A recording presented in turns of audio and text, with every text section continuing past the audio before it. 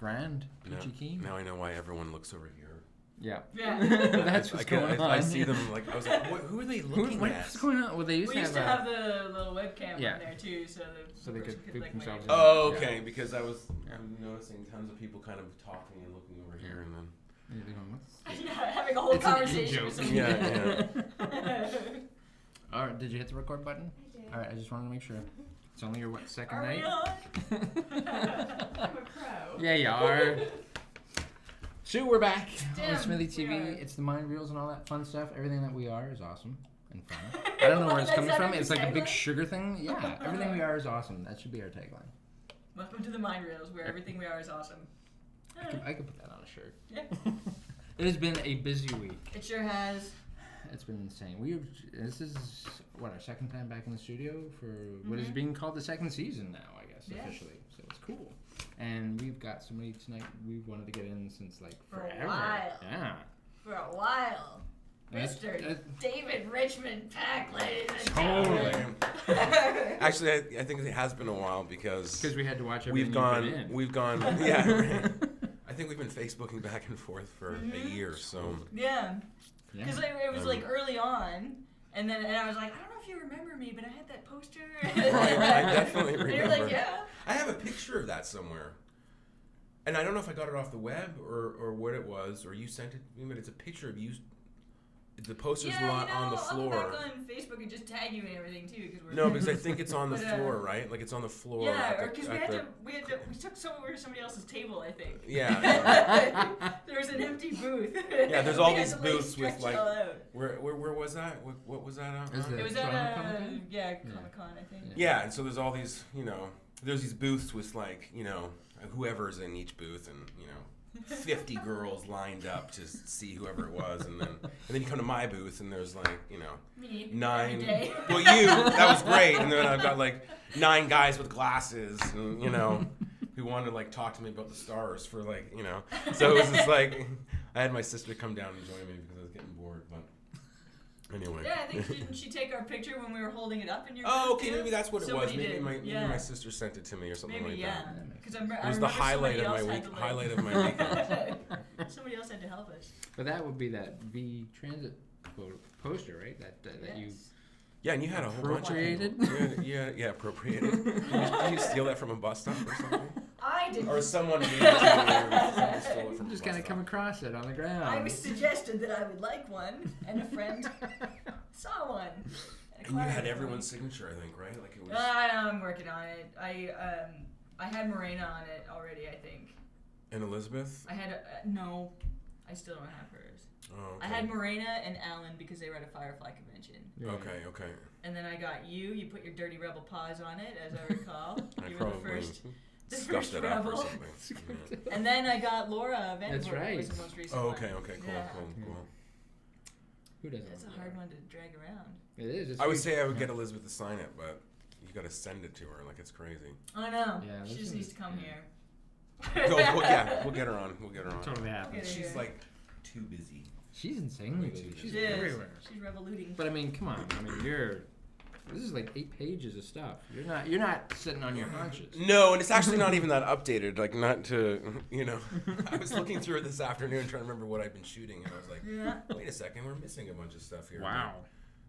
Yeah, Toronto's been great. So. Yeah, right. Because you're doing Hemlock Grove season 2, are you not? Yeah. I was like, that's not on here. I'm only on episode 3 of season 1, so. Yeah. Oh, okay. I skimmed. I did like episode 1, 2, 3. Skimmed through some of them. Watched the finale. Like I had no time to kind of catch up. Kind to of broad strokes. And my guy's so different that I didn't think it really mattered that much. But I wanted to get a vibe for it. But it's amazing. That's cool. I'm liking what I have seen. Like the last thing I saw was where he like turns into the wolf and like literally is chewing up all the like skin that he sloughed off. It's Spoiler alert! I haven't even seen it. Oh, no. Sorry. Well, sorry. Because I can't watch stuff online very easily. My computer's kind of old and tired. So I'm like, there's gotta be an easier way for me to watch some of this stuff. No, it's great, and I think, and even now, and I just started, so I don't know that much. I'm getting a lot of tweets asking me questions about Landon. I noticed that. Or, you know, why isn't Bill on Facebook? Or I'm like, I don't even know these guys. So, like, but yeah, I know, what I do know of is there was some changes behind the scenes when with the writers and the showrunner, and David Strayton came on board as well. And I don't know if he was in the first season or not, but he had directed me in The Firm, a couple episodes in The Firm, and so it's a really, really, really talented group of people. And I'm not saying that the other people weren't talented either, but from what I've seen, the scripts that I've seen are insane. Yeah. And my character is off the chart. And I can't say anything about him, but it's we can say that for you, off the chart is off the chart. It's off the chart. A tail. It's even more, I would say he's more off the charts than that. So, you know, and just a tail. Yeah, you know, I have had a tail. You know, I've been able to play some really, really cool, really interesting, layered, dark kind of people in the last couple of years, and Orphan Black being one, and then this the new one, this guy that I'm currently working on as we speak. That I can't talk about. That I can't talk about. Yeah, it's weird, right? Because you don't want to give. No, of course I can not. just see them going, and like, you just died. Yeah. Right. For Characters falling down an elevator shaft now. Yeah. But so it's awesome. So and obviously the tail, Olivia was great too. Oh my God. I've actually just started rewatching it because I finally got it on Blu-ray and finally have time to rewatch them. And your episodes are coming up. I'm like, yeah. I will know him then. And I just watched. Finally got a chance to watch my copy of Pacific Rim the other day. Oh yeah. And I'm like, hey. You know what? He's. I actually. I was saved in being even in that edit. I think that at the time. We'd worked I was working. We knew that. Guillermo wanted me for that part. It wasn't that part that was in Pacific. It was something else within those guys. Mm-hmm. And then we had no dates, and then I started shooting something else, and then they're like, okay, are you available?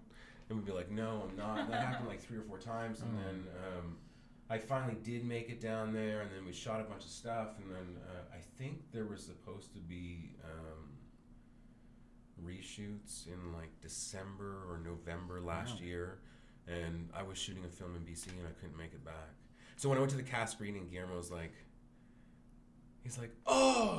I kept you in. He goes, your line is now, you have your answer general. That's the fucked up business. He's like, but it's great. He goes, go inside, you know, and like shove me inside.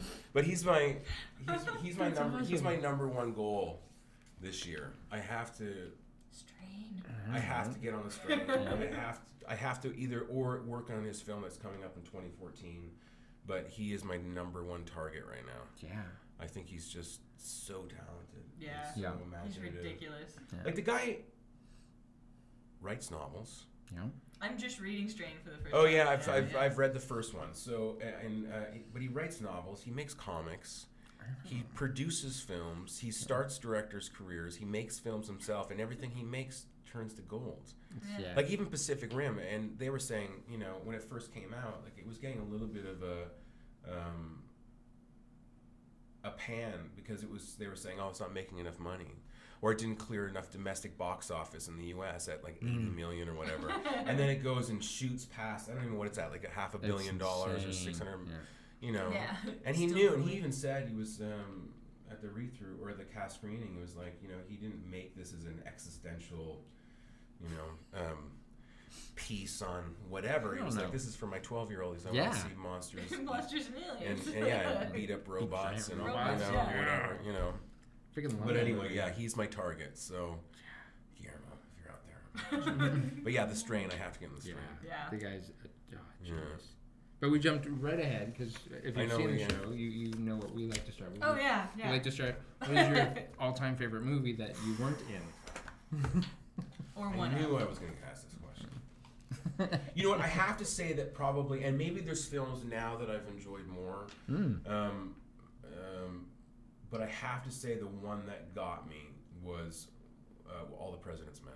Oh, yeah. You know, and I think it's, you know, it was Redford, Hoffman, you know, and a great story. I don't mind slow movies, like, you know, if they've got like a lot of pace or not a pace, but a lot of tension, and that was kind of the one I think I watched where I was like, oh, I want to be an actor. I want to be an actor, and you know, and I'm not a writer by any means. I'll direct probably one day before I ever finish writing anything. But it was the one that just got me like, whenever I think about writing, or I'm like, oh, I'd love to write, or I'd like to do something, All the President's Men comes into my head, and it's not, you know, and it's a little bit different. It's not a sci-fi thing, but I just like the. Oh, I love that movie. I like the investigation. Yeah, I think it's got a lot of atmosphere. The character development is amazing too, considering.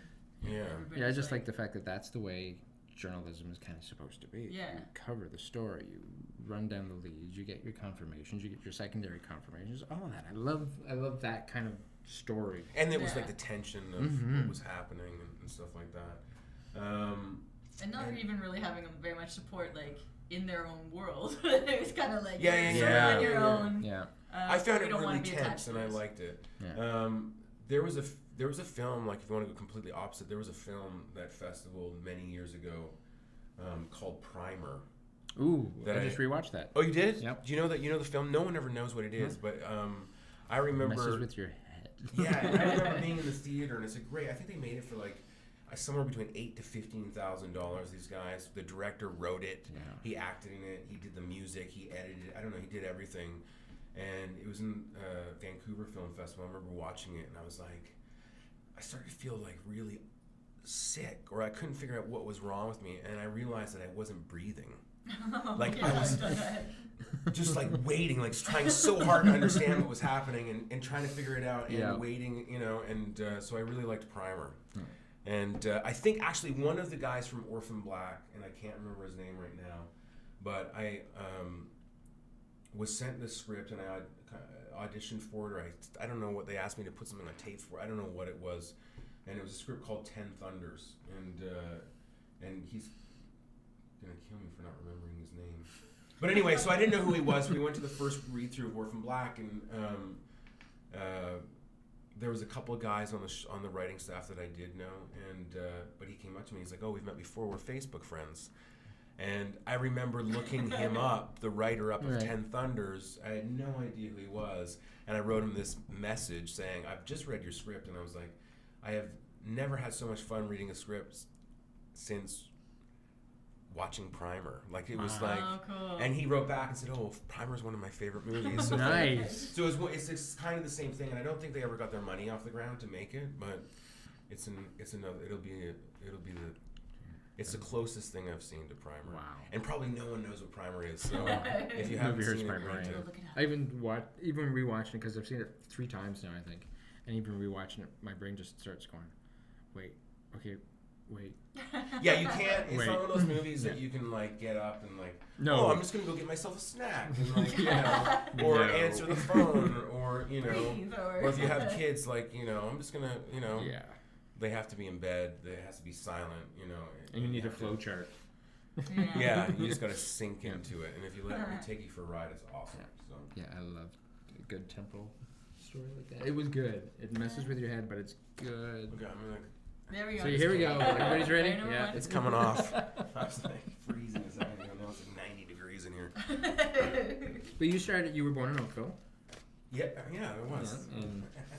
Yeah, and you pretty much stayed local, and then you went to school out in Vancouver for a while? Yeah, so I went to, born in Oakville, went to high school, Oakville, finished off in Toronto at Northern, and I was a crazy kid. I think I had my own place before I finished high school, and finished off in Northern, went to Western, University of Western Ontario. Always wanted to be an actor. Nice. Too scared to tell my family, which was pretty, it sounds crazy now, but at the time it was something really strong. Like it was just, how do I do that? How do I say that? My dad was a surgeon, and it's weird when you're kids sometimes. Well, as soon as it gets shot down, then it's like it takes twice as much energy to. Yeah, right. They're like, "Are you kidding me?" You know, yeah. blah blah. And then so. If you don't say anything, it remains a hope. That's right. Yeah. And then I remember going to when I was at Western. There was this other guy. I'll make this long story short, but there's this other guy who also wanted to be an actor, and we used to talk about it all the time privately. Like none of our friends really kind of knew about it. And then I ended up leaving and going and living in Whistler for a year, and then I was in the Caribbean for a year. Apparently, Kaylee approved of that. and now, see, I'm looking over here. See? Yeah, the mysterious.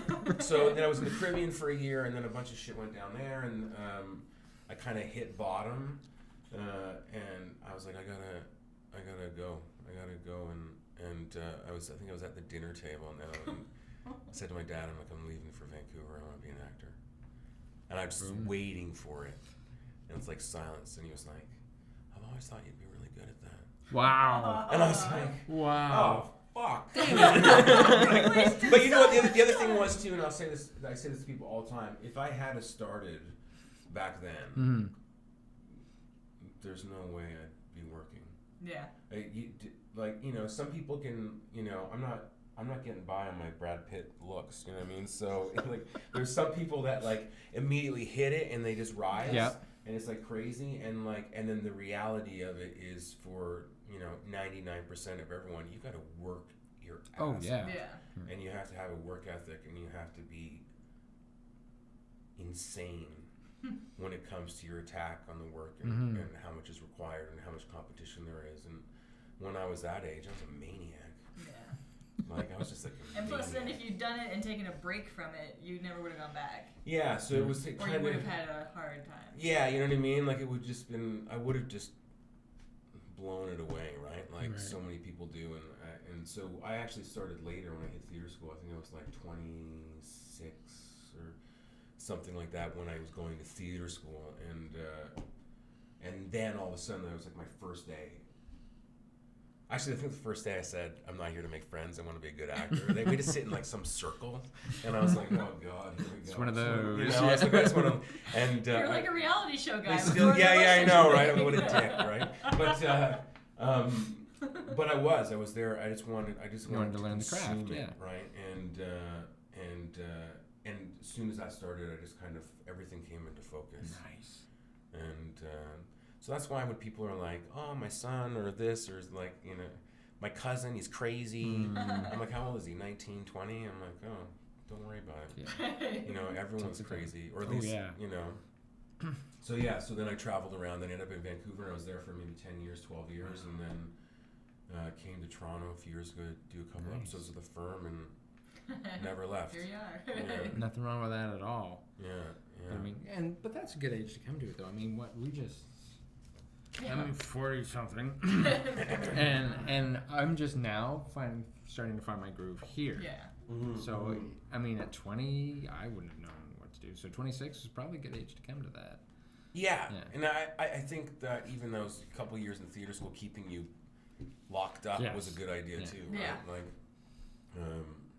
and then I came out and I was fine. And then you come out and you think you know everything, and the best thing you should do is forget everything. Forget, and think you know nothing, and start all over again, right? And but I'm happy. I've had a really consistent growth over the last 12 years from there, and I'm always constantly looking back and checking. Now I'm not looking back so far. I'm looking back like 5 months or 4 months and seeing what I've done, but just to see how it can improve, how can it improve, how can it Wow. Yeah. Probably fear of looking like an idiot more than anything else. But I don't see whatever that works. But I'm also just obsessed with great performances and creating really cool characters, larger than life characters that are 100% real. Yeah. Totally. You know what I mean? Like guys that are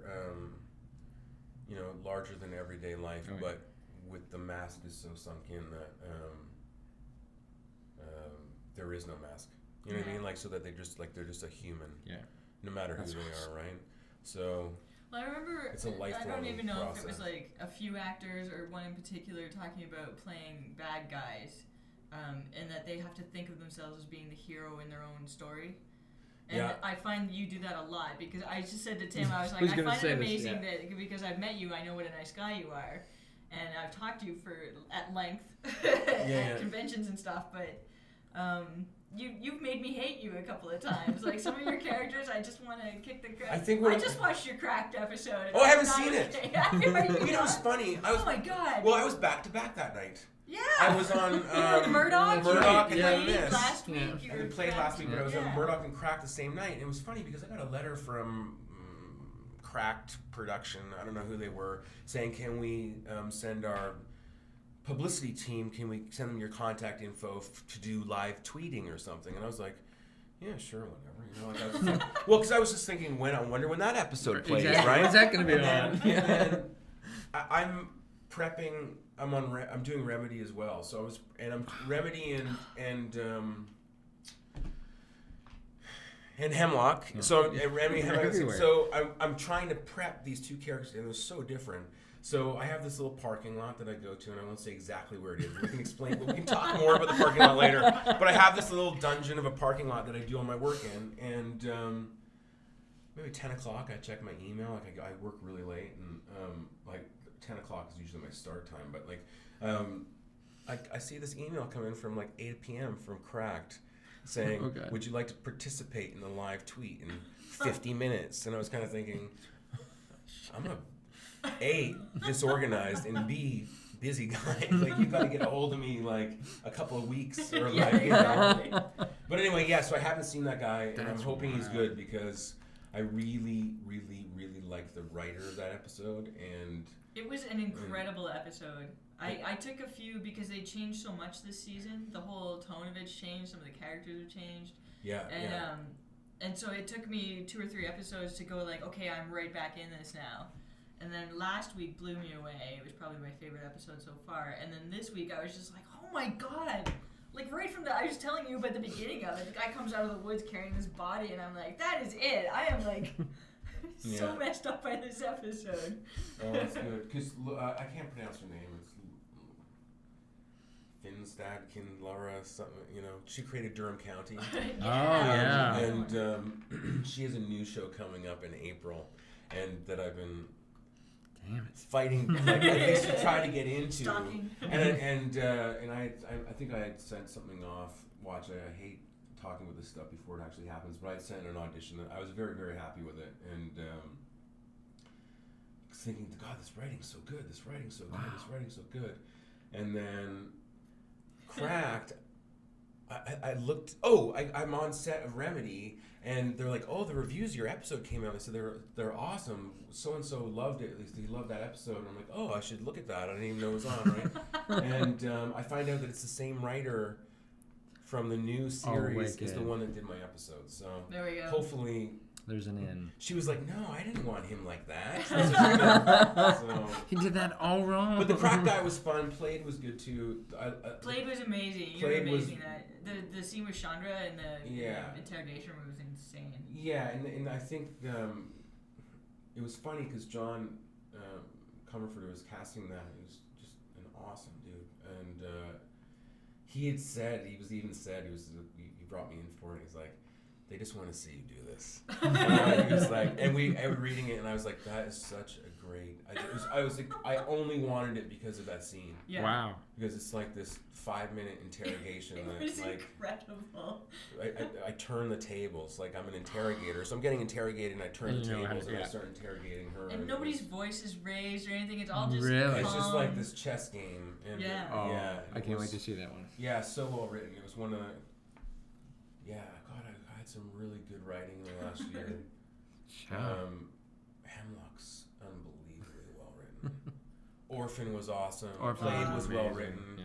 Cracked, and I loved working with what's his name on Cracked. David Richmond-Peck? Yeah, we just had a blast. It's insane. You know, and it's just nice working with someone like, you know, he's great. He was so receptive. Like he picked up on everything. Or if I had picked up on something, he would notice that I picked up on it, right? Like so like it was one of these things where we could, you know, kind of fool around with it, so I'm excited to see it. So That's it's a pretty big episode for his character too. Yeah. I mean, he's the lead, but at the same time, this one it goes back to pretty heartbreaking for him. Yeah. So. I really need to catch up on that.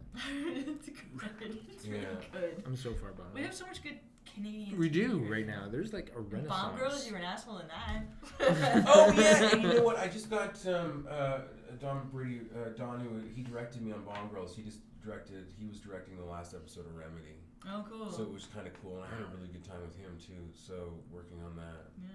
Or trying to make that guy at least not one-dimensional asshole. Yeah. Two-dimensional asshole. That's always yeah. He's gotta have more than one dimension. Mm-hmm. But I mean, you are all over genre Bosco? television. Mm-hmm. I mean, do you have a preference, or do you just like the work? I just like the work. Yeah. I just like any interesting characters. If the character's interesting, I'm in. You know, as I say, I won't do. You know, what is that lawyer show? Pick one. The one that plays here. Don't worry. He's the one that shoots. I can't believe I worked on it. Suits. Yeah. Like, didn't It's you not play to, a lawyer yeah. or something? It's not to say that I won't do a lawyer on Suits. You know, like that. You know, it was a pretty straightforward lawyer. Yeah. You know, so. But when they get multi-layered, is what I like. And the other thing about bad guys, when you're saying like, you know, they have to be. What did you say? They have to be the what of their. The hero of their The own hero of their story. own thing. I also think that it's really where a lot of people go wrong, or they don't understand, is that the more powerful the guy and the badder he is, the less he has to show it. Yeah. That's true. You know, the less he has Like to some do it. people play bad guys who know they're bad Yeah, and like, they run and but Yeah. the thing I like that you do is that you actually, it's almost like you have to find something about your character to like, where you have to believe that your character's going to act that way and that he's going to believe he's doing what he wants to do. As opposed to like, I'm going to be bad for the sake of being bad. It's like, and I don't have, it's a different push too, and it's like whether or not I'm not gonna lean into you and tell you, which we can, you know, but like maybe I don't need to, because maybe that outside that door there right now is like 8 other guys with knives, and they'll take care of you. Yeah. You know. Maybe I don't need to sit Okay, you're forward in creeping my me chair. out now. Right. Maybe my guys are here right now, right? Like, no. But yeah, so it's just, you know, it's fast. I find that kind of fascinating, right? Like where those guys come from, like where their approach is, and I'm finding more and more. The more you step back from them, and not think that they're bad in any way, that the more powerful it becomes, right? So Totally. Doesn't have anything. Because that's Olivier, cliche, right? yeah, Olivier kind of seemed like that to me. Yeah. Whereas Olivier seemed like it depended. Olivier had a bit of a push. Yeah. You know what I mean? Like, you know, I think it was the style of what we were doing, you know, or the circumstances. He had to a bit, right? But that was a really interesting guy too, right? Like, I wish that one had gone. I was like a needle. I'm like, what a weak. I'm like, after all that, that's what it took. What a failure. I was like, what a failure. Olivier is such a, I'm like, a little needle to the foot and I'm gone. I was just like, no. Damn it. And I think at the time, and I'm sure it's fine now to get out there, since everyone's watching it for the third time or whatever. I think it was like John Fawcett or one of the guys had come up to me like an episode before, and he's like, we got to figure it out. He's like, 107, 108, 109, 110. And I'm like, oh, great, this is going to be awesome. And then just before we were on lunch break, and just before going to the next read-through, all I hear is, David! David! And I see him like running down the hallway, and he comes like, I'm just at the door like to go and read for, you know, the cast and the producers and stuff. And he's, I'm so sorry. Oh, no. And I'm like, no. I'm like, am I going to go in there and find out I die, right? And, yeah. It's going to be a lame death. I know. And then I found out how, you know, like, and that's always tough, right? Like, wow. So, but Place of glory would be if you bled out from the tail. I was like, I'm gonna, like, let me take some people down with me. You know? At least make a mess. Then, they had a bottle of scotch for me, and this I've now switched to whatever brand it is. I can't remember it now. But like, so it was great. And man, Titania's awesome. Like, Yeah. you can't beat her, right? Like, no, she's absolutely incredible. I thought I was Beyond. a morpher. Right. You know what I mean? Like, I thought I was a morpher, and I was like, and working with her was like, I worked with her one day as one character, and the next day it was like one of the episode I worked with two of her, and even between takes, it was like being with a different person. Yeah. Like, I know and she's that's not the schizophrenic by now, actually. Yeah, I know, and that's the first woman since my wife that I've seen morph that much. Wow. You know what I mean? Like, so, I just think she's awesome. Does your wife intend to? No, I don't know. But my wife's played some crazy characters too. So, that's right. And she's Allison Down. Yeah. But yeah, she played this it's one of my favorite characters. She played this like this crack or heroin addicted prostitute in this movie called The Life. I think it was The Life. Mind blowing. When I watch it, I'm like, how did you do that? And then sometimes I have parts of my own where I watch and I'm like, how did I do that? I'm like, I don't even know. What was my thought process? I'm like, how do I hope I don't have to repeat that, or I hope I know how to play that guy again because I don't even know how I got there. So wow. Yeah. That's intense. Yeah. I couldn't do that. I can't. I mean, I respect everybody who's got the ability to go in and make it a craft as opposed to somebody who just goes in and says a line.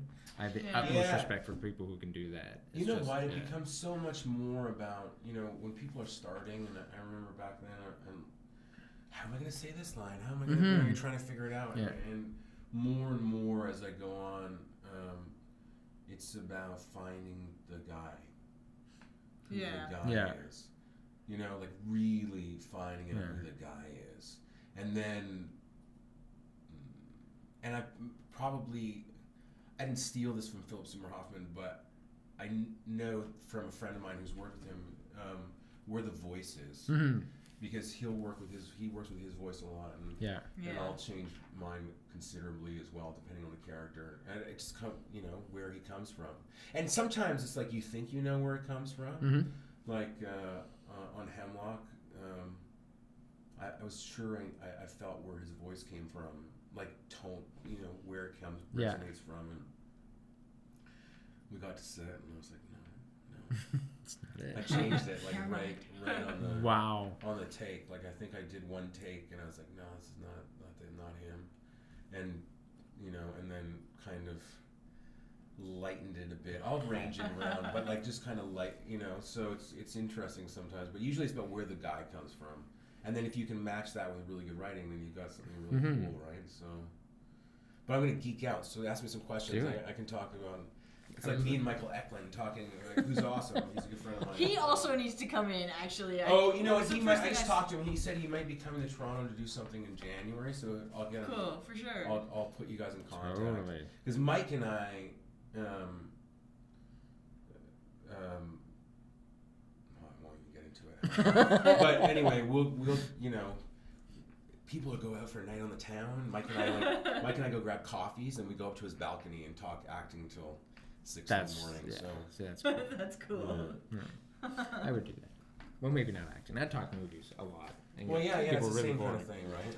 Yeah. Because I do that. Too much. Yeah, there's no shame in loving movies. No, hell no. God, no. Or cats, or whatever. Or, my research today, That's who loves cats. you love cats? I love animals. Well, actually, you should come to I our house. have cats. Yeah, that's right. because- You have like an army of animals. Yeah, we have 2 cats, a dog, and a bird. A bird. I'm just trying to think if we have anything else, but yeah, 2 cats, Currently. a dog, and a bird. Wow. It's like a zoo. This huge dog walked by while I was waiting for you. So I'm going by on the sidewalk, and I was like, Oh, by himself? No. I That's think there was a person attached to the Who leash. knew? Yeah. He had somebody on a leash. Yeah, Sue's definitely more passionate about it. I mean, I've got 2 cats and I love my 2 cats, but yeah, you're definitely more passionate about them than I am. Like I'm bleeding from them. So this is the first time we've had cats. Like I had a cat for a little while in high school, and I think I gave it to my mom or something. It was just like, but it's the first time I've had in my adult life a couple of cats, and man, they're awesome. Yeah. Like I kind of dig them. So mine will be better once they settle the fuck down. yeah, mine too. They're still young, right? They're both under a year. So. See, mine are just too zen. Yeah. Mine are not very, zen. very zen. But I mean, the girls are zen, but then I brought Jack in, and he just stirred the pot up and brought a little kitten in. We just got them both neutered and spayed. Always fun. And now they're kind of like a little more laid back. On the sofa. And they're looking very cool now instead of running around. So now they kind of like they're more. You come home, they're smoking a cigarette. Yeah, they're like, hey, how you doing? I'm not getting up. That's right. Move around me. Everyone comes running, like the dog comes running, of course, the birds right? going crazy, and the cat's just sitting there. Hey, you know. And let me know when it's dinner time. My bowl's empty. Yeah. I would love to have a dog, but we're at work way too much during the day, so. Yeah. But you are in Toronto. You're in like Toronto now full time. I mean, There's family's here. There's nowhere else. Yeah, right. I mean, Murdoch, Lost Girl. I mean, you could do television here forever and not have to repeat yourself.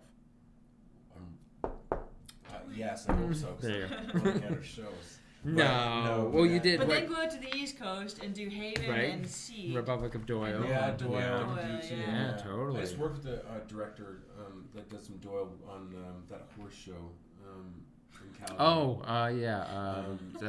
I can see the picture. Yes, no offense to the horse show. With the girl and there's the horse. Yeah. I know what you're talking about. The horse show. Yeah. Yeah. And I love horses, so I got to, hang out with horses for a week out there. So it's like it's Heartland. Heartland. There you are. Because I always get it in Homeland mixed up. Yeah. So he said that he does a bunch of Doyle. He said Doyle was hilarious to work on.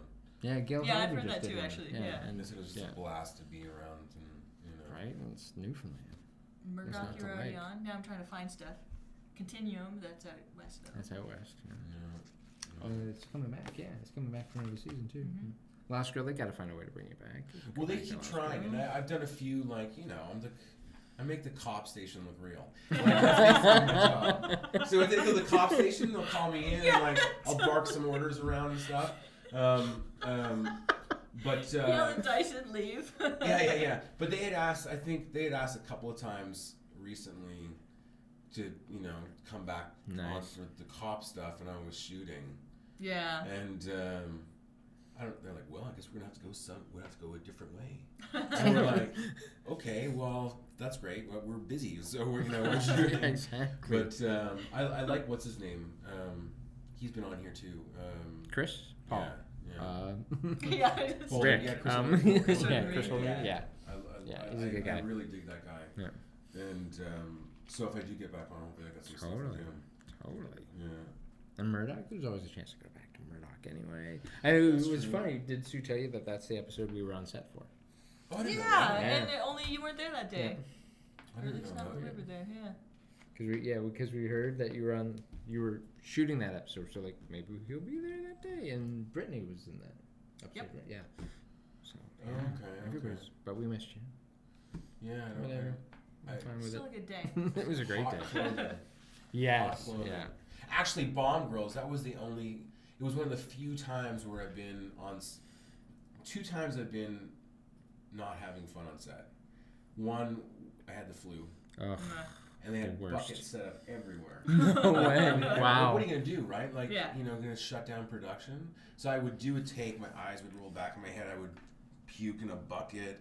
Like, it was just like, and the worst thing is I'm the loudest puker. Like, I won't even imitate it right now. Like, you can hear me like a mile away, right? So I'm just like, the poor makeup, I'm like, and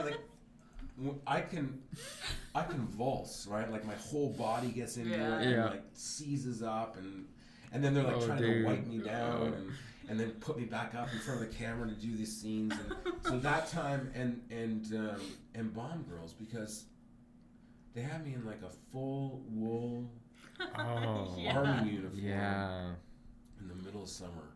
Yeah. And not only one, it's wool. It's like it gets super itchy. Number two, it's so hot. And then they're like, you know, you've got makeup on, and they're trying to get away the shine. Like I was like pouring. Like, so then you're trying to like stay calm and stay all zen, so you don't start breaking out. I can get used to the 120 degrees in my outfit. I'll just zen myself, and you know, and then you've got to get physical with the other actor, and and then try to do another take, and it's like running down your back, and like, you know, like my shoes are filling up, and so it was awful. But can someone squeegee me between? Yeah, it was awful. Yeah. So now whenever I go into like wardrobe, I'm like, that looks a little hot. I'm like, is this gonna be okay? You know. That's so. Yeah, that's just. It was hot when we went to the Murdoch set. It was. Yeah, I remember that because the lights and just watching people wander around in the costumes. I'm like, you look great, but that's gotta be so uncomfortable. Yeah. Like we went out on the back lot a couple of times because we're like, it's cool. Yeah. But at the same time, it was really, really hot out. So. I was just like searching for shade and hopefully it's small breeze. That's what I did most of my day. I would just like, walk in a shady area and put my face up and breeze, and then walk back. But it's awesome though that you have that much work and you're working as much as you are though. That's just that would make me feel awesome. I'm like, I'm doing this, I'm doing that next week. Yeah. I think it all. I don't know what it comes down to. I don't know why people work or they don't. I think it's work ethic. I have no idea. Maybe it's not like, but it usually comes down for me is like, don't want to serve coffee or don't want to be served coffee. I was like, I don't want to go back to working in restaurants like I did 10 years ago, right? So I'll just stay up forever until it's ready. Like I don't care when. Like I get the audition at 5, and I'll just stay up until the next day. Dude. And, you know, wow. Sleep on. But you know, I'm an actor. It's not like I have a boss. Yeah. That's most people's problem. There's no boss, right? But like, it's not that it's nothing I don't have to answer to anyone. I don't have to do anything. I can sleep all day. Well, it's hard with a baby. Your son, I was gonna say. You know, there's no rules, right? So, you know, and so if you want to keep. I don't know. That's my secret. Maybe I put too much into it, but like it usually. But I like the pace. I like the pace at which I'm going right now. I don't want to slow down. So you know, I'm tempted to go start working Hemlock after this, but you know, I've got to talk to my wife. We're trying to figure out like, you know, my balance. Wow. She would like to see you from time to time. Oh yeah. And what happens when the young fella grows up enough and says, "Dad, I want to be an actor"? You know, that'd be awesome. Yeah. Yeah. Look, if I had a daughter, I might say something different. Mm-hmm. I wouldn't listen. The way you know I said earlier. You know, I didn't want to tell my dad I wanted to be an actor, but he did always say, "Whatever you want to do." Nice. Go do it. Yeah. As long as you train, or you know, if you want to be a garbage man, go and train to be the best garbage can man you can, or you know. So he did always say that. So I don't think I would stop any of my children from doing what they wanted to do if they really wanted to do it. It's just so much harder for women. Yeah. Which is sad but true. You know, it is. It's like, you know, I gained. I was like 40 pounds or whatever it was for this movie that I shot in Vancouver last year, and I haven't dropped it yet. You know what I mean? Like, they had a baby. I'm like, oh, don't worry, I'll do the film, and I'm going to drop the weight, and like, you know, and we haven't. But I'm working like a madman. You know what I mean? If I was my wife and she had gained 40 pounds for the film, she would have done the film, and then like they'd be like, okay, when are you gonna drop it? Right? Not to say that people aren't asking me that, but like, you know, it's much easier for guys. And I find that the older men get, the more interesting the roles get. Yeah. And the more roles there are. And now, you know, you're going between 35 and 50. You can start playing these guys. You can start to play some really powerful characters. Yeah. Because you're right in that kind of age zone. Yeah. Or 35 to 55 even, right? You start playing some really powerful characters. And, you know, 35 to 55 for women... And hopefully this changes. You know, are you get some are you playing you know, the mom to, and not even that, like, you know, you got, you know, 28-year-olds playing 50-year-olds wives. Yeah. You know what I mean? Like, it's a tough business, and you've got to be like, and I always say to guys, like, you know, guys, like, I don't know, someone was asking me, tweeting or Facebook me last week or this week about actor advice or whatever, right? And I said, okay, well, send me your phone number, I'll call you. And I haven't called him yet, but my advice to even anyone, especially even men, if they want to be working, is like, you have to work harder than you've ever imagined in your life. And then you multiply that by 20 for a woman. And I don't even know what that means. I don't even know how you do that. Like, I don't even know how it's possible, right? And don't get me wrong, there's lots of women that work all the time, but they're fighters, man. Yeah. Like, they are fighters. Yeah, you have to do it even when you're not loving it. Yeah, you know, you look at scripts and you're like, you know, I don't know if these numbers are right, but I say it all the time, but like, usually, like, you know, 8 of the characters are men and 2 of them are women, right? Like, it's just, it's mind-boggling. And until people start writing more, you know. Yeah. But even, like, you know, Orphan Black, there's a great female character. Those guys. Oh, yeah. Yeah. Those guys have put something on the table that hasn't been seen in a long, forever, right? So, and thank God for Bomb Girls telling stories that have never been told before. Yeah. And well, yet, now it's been canceled. I know, and they can that, right? So. So even when you do have great parts for women, like, it's and Bomb Girls had a huge following too. Yeah. Oh yeah. And like a rabid kind of cult-like following almost too, right? Like, we're still going. Yeah. We're still trying. Yeah. Yeah. So it's there'll be more. It's changing, right? Yeah. But So that's a long answer to your question. It's a good answer. Of, you know, would I let my yes, son, he can act if he wants to. Yeah. It's a good answer.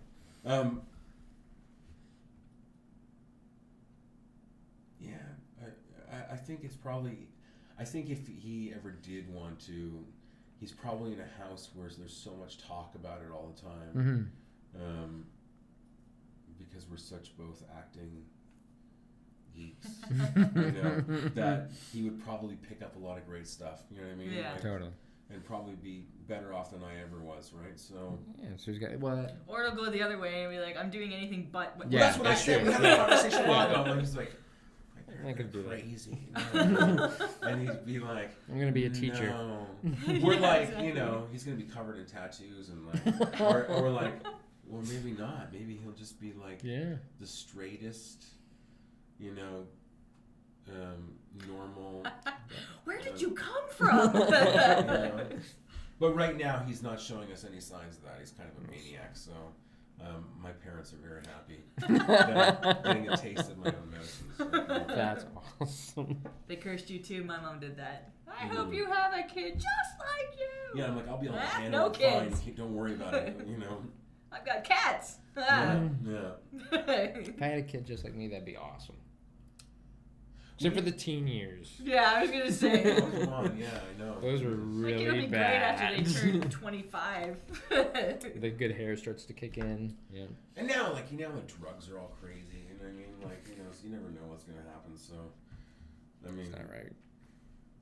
You know what I mean? Like, back in the day, but, you know, nothing was really gonna kill you.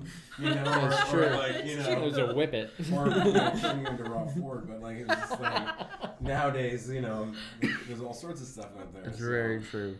Yeah. Yeah. That's awesome. And so you had a nice tie-in with V this week. I did. Because I had like this thing that there was something I've always wanted, and I finally acquired like 2 days. No, yesterday. Was it yesterday? Was it only yesterday? It was only yesterday. It arrived yesterday at work, and I was like, I'm bringing him on the show. Bringing him on the show. David. I What is have it? the original little dude that you can like pull his face off, and he's got a tongue that Oh, nice. Did you order that? I sure did.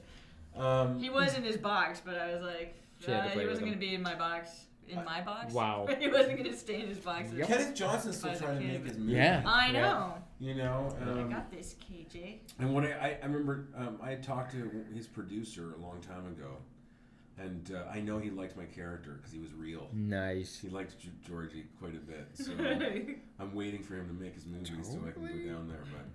And I think I did have a talk with him on the phone one day.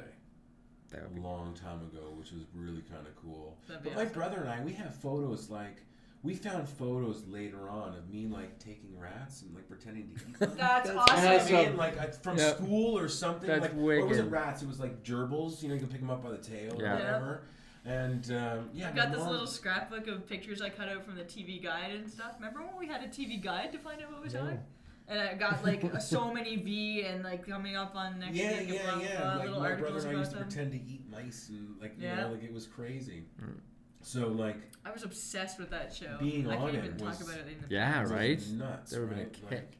It was a really cool experience, right? To be part of it. That for me was the longest story I ever wrote because I was living in Bermuda at the time.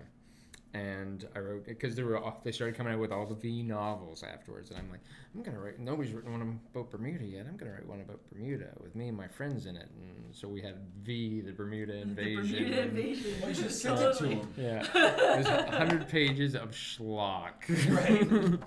And I gave myself a glorious death. It was awesome. Everybody cried at the funeral. It was amazing. Well, I named a character in my first book after Julie Parrish. And I just actually found out that you wrote a book when I was looking at the show stuff today. I wrote a couple, but I'm working on them all right now. That's awesome. Just to even write one is crazy. Yeah, that actually, it was the first time I'd ever finished something, because I started a lot when I was younger. Yeah. I have a lot of partial novels that are terrible. I want to do one of those 24-hour, 48-hour competitions where you know, yeah. I know there's one that happens every year. It's either 48 or 24 or something like that, or some kind of writing challenge. And I don't know if I could do that. And there's the script one, Script Frenzy in April. And What's I did. It's the same people. They do this national novel. What is it? National Novel Writing Month or something like that? NaNoWriMo? Yeah. Okay. That's where I wrote my first book. So it was the month of November. You just write straight for 30 days and try and get over 50,000 words or so. Oh, what a great idea. Mm-hmm. And then and they do one in April that's similar but with scripts, and you have to write a certain number of pages. Oh, okay. I believe it is. What's it called? Script Frenzy. Script Frenzy, okay. I'll find the link and email it to you. Yeah, but it's kind of cool because you have a little chart to chart your progress, and you have all this support of people people notice that you don't do it too. So. See, that goes back to my whole thing about your auditioning. Word count is down. It's the fear of having people say you didn't do it. That was basically my thing. I was like, I am too afraid to fail, so I have to get to this point. Totally. I don't care if it's shite. It can be absolute crap, but I will get over 50,000 words. Well, that's awesome. I love it. Twice. It's fantastic. Yeah. But that was so great that we finally got you into the studio. I know. I mean, you were just so busy, man. Which is awesome. Well, that was even No, sorry, yes. Sorry. Double fist that bad boy. You were like, I'm ready, and then it was like, okay, let's put it off another couple of weeks. And then, that's right, yeah. I kept saying, okay, I'm ready. And then even this week, it was like, okay, half the time, but it's funny, half the time I'm like, I don't have anything to talk about. No way. Have you seen this? What are they going to talk to me about? What are they going to talk to me about? I mean, I'm going to bring an ask. Ricky Blue, The Listener, Nikita, The Firm, Flashpoint. Everybody's done a Flashpoint. I haven't done a Flashpoint. It's actually Flashpoint that got me onto Orphan. Oh, cool. Really? Yeah. And then, Stargate. Who doesn't love Stargate? I love Stargate. Fringe. Come on, man. Yeah. You worked opposite Keanu Reeves. Yeah, he's a smart guy. I mean, you're everywhere. You were. Who was? What was the thing I was just talking about? Prosecuting Casey Anthony. Oh yeah, you were just talking about that one. Because you told me you were in that, and then I watched it. I made sure I PD'd. That's with Elizabeth from V, right? So it was really nice. That was great. That was sort of hard to watch. Yeah, and it was interesting because I hadn't worked with Rob Lowe before, so that was fun. And I got to see Elizabeth again. So. Yeah. And Rob, he's another smart guy, man. Why did you leave the West Wing? I know. I was just talking about that, right? I was just talking about that, and it was funny because I was talking about the West Wing recently because of Remedy, because Remedy's very Sorkinish. Oh, really? Yeah. Okay, Greg's then I'm there watching. Greg's like really, yeah. And I wasn't a huge watch. I didn't watch much of King. I did my research on it before I went and auditioned for him, but like Remedy's very similar in that Sorkinish like dialogue, like the way the dialogue's paced, the thoughts are paced, like left, right, left, right, left, right, left, right.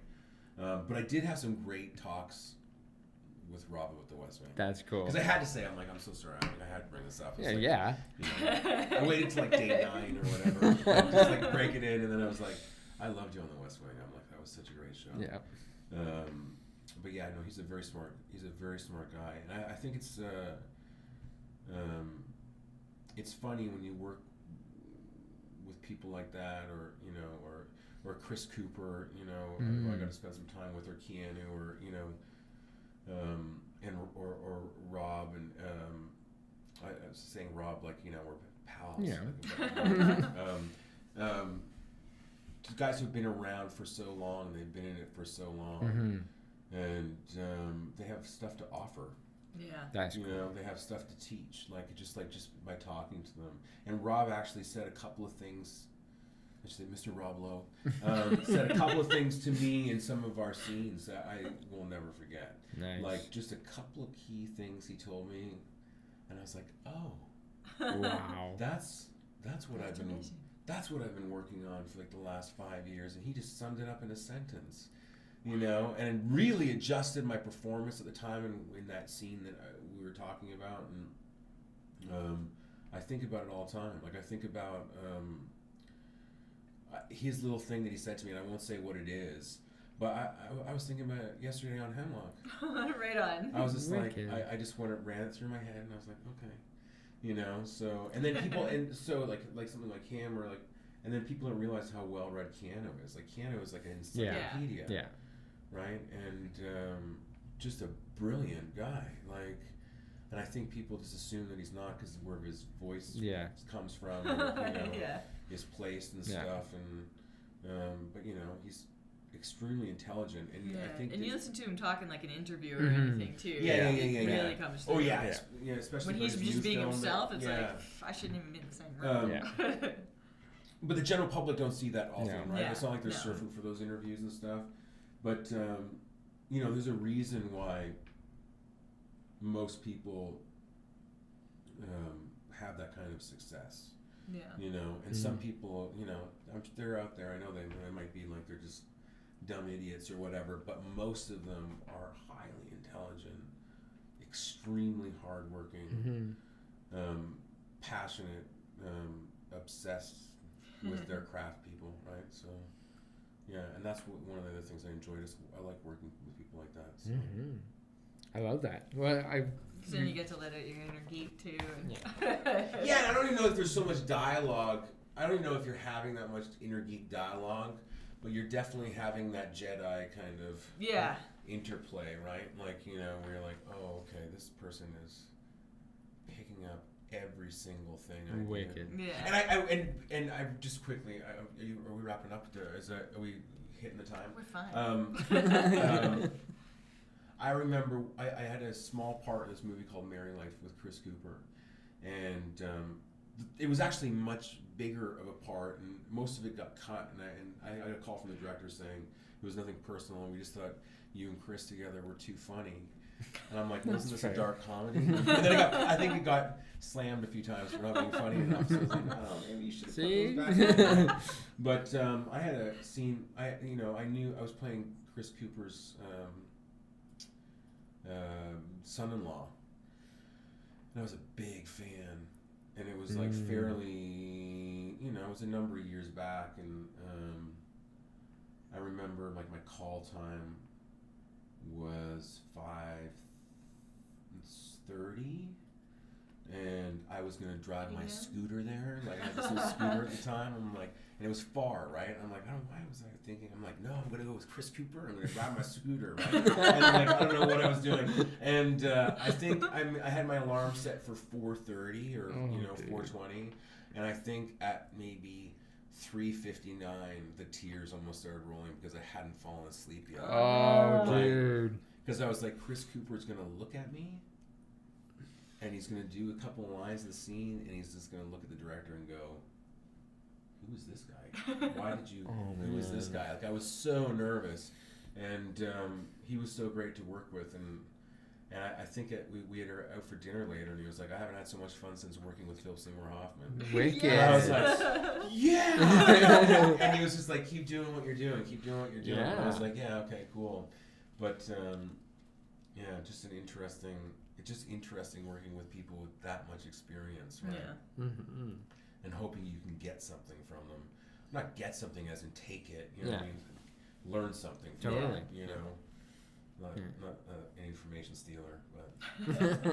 Well, I loved going through all your stuff because, and this is totally meant as a compliment. You come across like every time I come across you and go, that's that guy. Yeah. That's the problem. I know that's the problem. Because I even Googled you today and like just pulled up images. Yeah. And there's so many different images of you from different shows, and every character is so different. So different, yeah. And I think like some people watched this cracked Murdoch and didn't realize it was the same. Right? Really? Yeah. So, and it's not like the look is that different. Well, it's different, obviously, but the feel's so different, right? And I joke around sometimes. The clothes are definitely I'm like, different. sometimes I'm like, that's my fucking problem. Like sometimes I'm like, they're like, oh, it's like, Yeah. because they don't recognize me. Right? Or like, Because you're next. They're like, yeah. oh, that's an interesting character that Yeah. actor is playing. And then like, you know, the next show comes along, that's a very interesting character. Who that is this guy? Yeah. But they're like, the problem is they're not They pieces. not don't make equating the them connection. together. Yeah, right. Whereas now I totally make the connection. I'm just like, that's just awesome. But you're just so uniquely and wonderfully different in each role you bring. Yeah, and I think it's just that, fantastic. and I'm joking when I say that's the problem, because I think if anything, I kind of looking at it as like I feel like I'm just getting started, right? Like especially in my work, like I feel like I'm like, oh, I'm just starting to really Oh, that's awesome. hit something interesting, and You're entering your Renaissance period.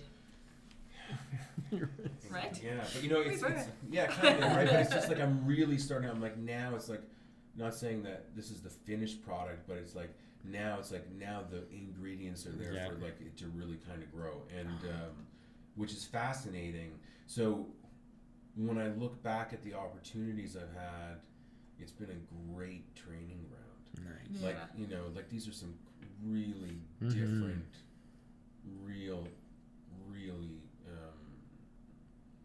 varied and layered, but in very different way characters with different appearances, and different looks, and different feels, and everything else. And that's my theater school training. Yeah, That's weird. true. You That know what I works. mean? So, and then applying it to for the camera, but Yeah.